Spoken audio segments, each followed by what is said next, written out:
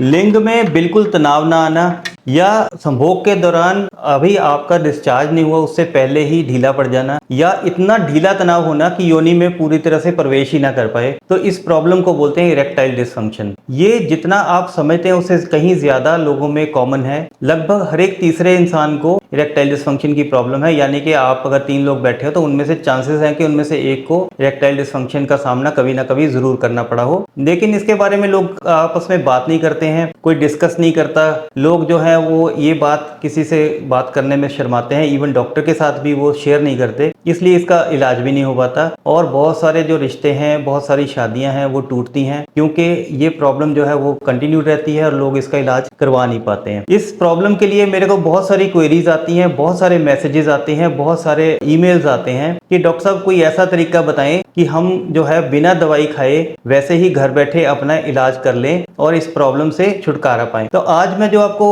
तरीके बताऊंगा वो अगर आपको ऑलरेडी प्रॉब्लम है और अगर आप ट्रीटमेंट भी ले रहे हो, कोई इलाज करा रहे हो, चाहे वो अंग्रेजी करा रहे हो चाहे वो आयुर्वेदिक करा रहे हो, उसके साथ में भी अगर आप इन चीजों का यूज करते हैं तो भी आपको फायदा होगा, आपकी प्रॉब्लम जल्दी ठीक होगी। अगर आपको इरेक्टाइल डिसफंक्शन की प्रॉब्लम अभी तक नहीं हुई है तो भी आप इस जो दिनचर्या में ये चीजों को शामिल करेंगे तो आपको आगे जाकर इरेक्टाइल डिसफंक्शन की प्रॉब्लम होने की संभावना बहुत ही कम हो जाएगी। सबसे ज्यादा जो इम्पोर्टेंट है आपके इरेक्टाइल डिसफंक्शन को ठीक करने के लिए या उससे बचने के लिए वो है एक्सरसाइज। एक्सरसाइज में भी आप 2 चीजों का ध्यान रखिए। एक तो आप उसमें रनिंग या कार्डियो वाली एक्सरसाइज कर सकते हैं जिसमें कि हार्ट रेट ऊपर जाता हो, चाहे वो रनिंग हो, चाहे वो डांसिंग हो, चाहे वो जंपिंग हो। इसके अलावा जो लोअर बॉडी की एक्सरसाइज है, टांगों की एक्सरसाइज ज्यादा होंगी, उससे आपके इरेक्टाइल डिसफंक्शन के ठीक होने के चांसेस ज्यादा हैं। आइडियली आपको जिम ज्वाइन करना चाहिए ताकि किसी तरह की आपको चोट लगने की संभावना हो, ट्रेनर की गाइडेंस के अंडर आप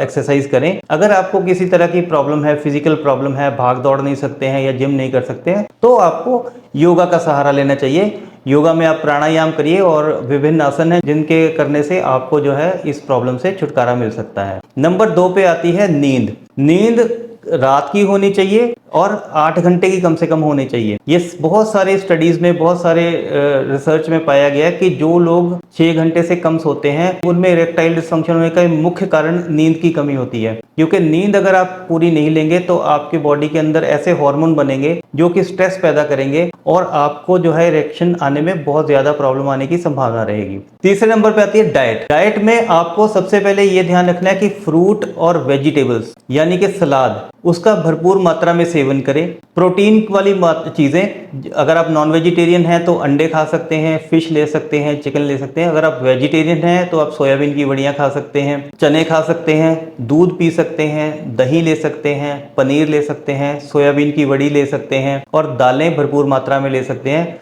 इसके अलावा आपको नट्स और सीड्स जो होती हैं जैसे बादाम हुआ, अखरोट हुई, सूरजमुखी के बीज हो गए, पंपकिन सीड्स हो गए, ऐसी चीजें जो हैं वो आपके अंदर एक हेल्दी ऑयल भी जाता है उनके द्वारा और साथ में आपको अच्छी मात्रा में प्रोटीन और बहुत सारे मिनरल्स भी मिलते हैं। इसके अलावा आप एक दिन में एक ब्राजील नट आता है मार्केट में, थोड़ा मुश्किल से मिलेगा लेकिन अवेलेबल है, बड़ी किसी डिपार्टमेंटल स्टोर से आपको मिल जाएगा।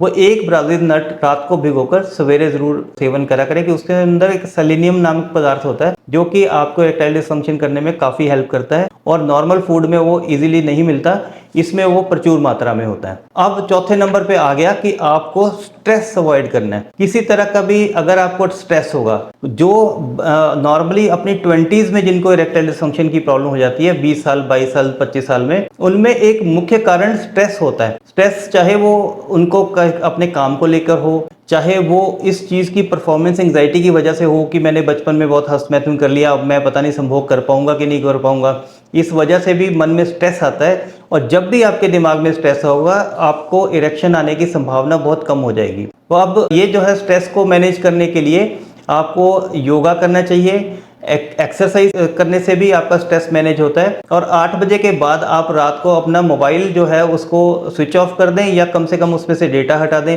ताकि जितना आप वीडियोस, जितनी रील्स आप ज्यादा देखोगे उससे भी स्ट्रेस आने की संभावना रहती है। क्योंकि ह्यूमन ब्रेन इतना ज़्यादा डेटा, इतनी ज़्यादा चीज़ें जो है, इतनी ज़्यादा इन्फॉर्मेशन को प्रोसेस नहीं कर पाता और दिमाग में जो है क्लाउडीनेस हो जाती है और आपको इरेक्टाइल डिसफंक्शन की तरफ ले जाती है। 5वें नंबर पे एक बड़ी इंपॉर्टेंट चीज़ है कि आपको स्मोकिंग, तंबाकू और सिगरेट, शराब, गुटखा और किसी तरह के भी ड्रग्स से बच के रहना है, क्योंकि जितने भी मादक पदार्थ होते हैं वो भी आपके इरेक्टाइल डिसफंक्शन का एक मुख्य कारण होते हैं। इन 5 चीज़ों को आप अपनी दिनचर्या में शामिल कीजिए। अगर आपको इरेक्टाइल डिसफंक्शन नहीं है तब भी आप आज ही से इन चीज़ों का ध्यान रखना शुरू कर दें, तो आपको कभी इरेक्टाइल डिसफंक्शन होने के चांसेस भी बहुत कम हो जाएंगे। यदि ये सारी चीज़ें करने के बाद भी अगर 1 महीने 2 महीने आप इन चीज़ों को फॉलो करते हैं तब भी आपको प्रॉब्लम बनी रहती है, तो आप किसी अच्छे सेक्सोलॉजिस्ट से सलाह जरूर करें। मेरा नाम डॉक्टर मुकुल साल्दी है, मैं एक आयुर्वेदिक सेक्सोलॉजिस्ट हूं और मेरा 26 साल का अनुभव है। अगर आप मेरी सेवाएं लेना चाहें तो आप दिए हुए नंबर पे मुझे